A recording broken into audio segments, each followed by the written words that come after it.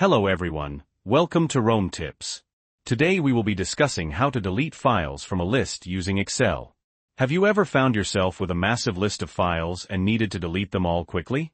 Manually deleting them one by one can be incredibly time-consuming. Well, Excel can help you automate this process. In this video, I'll show you a simple and effective way to use Excel to generate a batch script that will automatically delete files based on a list you provide.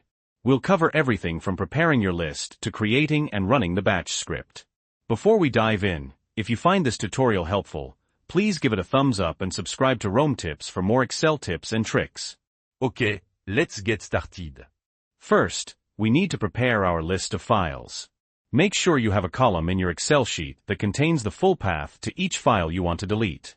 This is crucial because the batch script needs the exact location to find and delete the files. For example, it could be something like c:\users\yourname\documents\myfile.txt. Alright, now that we have our file paths, we need to create the batch script commands. In the next column, let's say column B, enter the following formula, DEL and A1. What this formula does is concatenate the text DEL, including the space, with a file path in cell A1. The DEL command is a standard Windows command used to delete files. Drag this formula down to apply it to all the file paths in your list. Excel will automatically adjust the cell reference, so you'll have a DEL command for each file. Now that we have the DEL commands, we need to copy them all into a text file. Select all the cells containing the DEL commands, right-click, and choose Copy. Open Notepad, or any text editor. Paste the copied commands into the text file. Now, save the text file with a .bat extension.